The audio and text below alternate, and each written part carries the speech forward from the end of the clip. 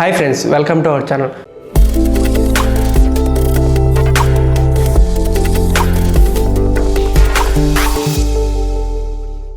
Friends, మనందరికీ ఒరిస్సా గురించి అయితే బాగా తెలుసు. ఒరిస్సాలోని పూరి జగన్నాథ్ ఆలయం గురించి అయితే చాలామంది తెలుసు, కానీ దాంట్లో కొన్ని మిస్టరీలు ఉన్నాయి. ఆ మిస్టరీ ఏందో ఇప్పుడు మనం వీడియోలో తెలుసుకుందాం. అంతకన్నా ముందు మన వీడియోని లైక్, షేర్, సబ్స్క్రైబ్ చేసి పక్కన ఉన్న బెల్ ఐకాన్ని క్లిక్ చేయండి. అసలు మనందరం పూరి జగన్నాథ్ టెంపుల్ అంటే చాలామంది బాగానే ఊహించుకుంటాం. శ్రీకృష్ణుడి గుండె అక్కడనే ఉందని చెప్పి కొంతమంది అంటున్నారు. కొంతమంది ఏమో అది నిజం కాదు, కొంతమంది అపోహ అంటారు. కానీ అదైతే అపోహనే. కానీ ఆ గుండె వెనక ఉన్న నిజమేందో ఇప్పుడు మనం వీడియోలో తెలుసుకుందాం. అసలు మనకందరికీ పూరి జగన్నాథ్ టెంపుల్ అంటే ప్రతి ఒక్కరికి చాలా ఇష్టం. ఎంతలా అంటే శ్రీకృష్ణుడు అక్కడే కొలువై ఉన్నాడని ప్రతి ఒక్కరు అనుకుంటారు. అది కాక గుడి వచ్చేసి 800 సంవత్సరాల క్రితమే నిర్మించారని ప్రతి ఒక్కరు చెప్పబోతున్నారు. అలాగే పురాణాలు కూడా చెప్తున్నాయి. ఈ గుడికి వచ్చే ప్రతి ఒక్కరికి ప్రసాదంలో ఎటువంటి లోటు ఉండదు. అలాగే భోజనాల విషయంలో కూడా ఎటువంటి లోటు ఉండదు. రోజుకు వచ్చేసి లక్షలాది మంది ప్రజలు ఈ గుడిని అయితే దర్శించుకుంటారు. అలాగే ఫారిన్ కంట్రీస్ నుంచి కూడా ఈ గుడికి వచ్చి ప్రతి ఒక్కరు దేవుణ్ణి అయితే దర్శించుకొని పోతారు. కానీ అసలు ఇక్కడ ఉన్న రహస్యం ఏంటంటే, అక్కడ సముద్రం బయట ఏదైతే అలల సౌండ్ ఉందో ఆ అలల సౌండ్ అనేది ఒక్కసారి మనం గుడిలోకి అడుగు పెట్టంగానే ఆ సౌండ్ అనేది రాదు. మళ్ళీ సేమ్ అదే గుడిలో నుంచి మనం ఎప్పుడైతే అడుగు బయట పెడతామో అప్పుడైతే ఆ సౌండ్ మళ్ళీ అయితే విపరీతంగా వస్తుంది. ఇక్కడ ఎంత టెక్నాలజీ ఉంటే మాత్రం ఆ సౌండ్ రాకుండా ఉంటుంది. ఒకసారి ఊహించుకోండి.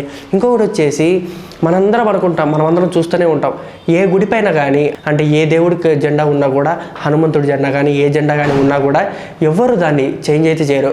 కానీ ఇక్కడున్న గుడికి మాత్రం ప్రతి ఒక్కరు డైలీ ఇక్కడున్న జెండాని మాత్రం చేంజ్ చేస్తూ ఉంటారు.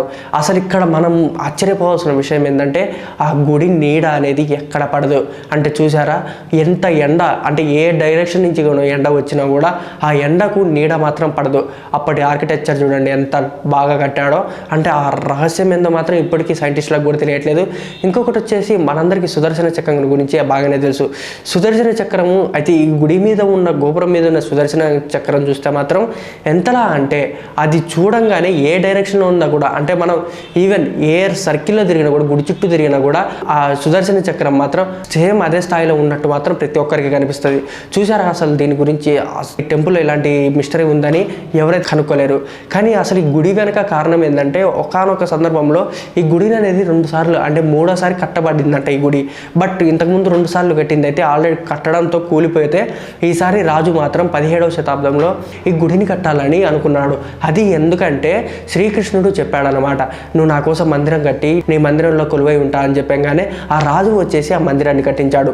మందిరాన్ని కట్టించిన తర్వాత పూర్తి కాగానే ఆ టయానికి శ్రీకృష్ణుడు గుండె ఒక నీలమాధవుడిగా అంటే నీలిరంగు రాయిలాగా ఉంది అడవులలో, నువ్వు అక్కడికి వెళ్ళి నా గుండెని తీసుకొచ్చుకో అని చెప్తే అక్కడ మిగతా వాళ్ళు ఈ గుండెకు పూజిస్తున్నది చూసి ఇతను ఏం చేశాడంటే, రాజు ఇట్లా పొయ్యి తెచ్చుకుంటే వాళ్ళు ఇయ్యరు కాబట్టి దొంగతనం చేసిండు. కానీ ఆ దొంగతనం చేసిన ఆ రోజు రాత్రికి ఎక్కడైతే గుండెని ఎక్కడైతే తీసుకొచ్చారో ఆ గుండె తిరిగి అక్కడికే దొంగతనం చేయబడ్డది కాబట్టి నేను ఉండకూడదని చెప్పేసి మళ్ళీ రిటర్న్ వెళ్ళిపోయింది.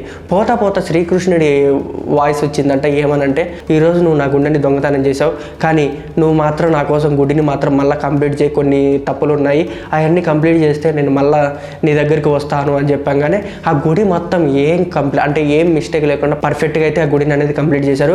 గుడి కంప్లీట్ అయిన 1 నెల తర్వాత ఆ సముద్రంలో నుంచి 3 కర్రలు అనేది తేలుతూ వచ్చినాయి. ఆ తేలుతూ వచ్చింది చూసి అందరూ ఆశ్చర్యపోయారు. అంటే ఇంక అప్పుడు శ్రీకృష్ణుడు చెప్పింది మాత్రం గుర్తొచ్చింది. శ్రీకృష్ణుడే ఈ కర్రల రూపంలో వచ్చాడు, వీటిని చెక్కి మనం గుళ్ళో పెట్టుకోవాలని చెప్పేసి అనుకున్నారు.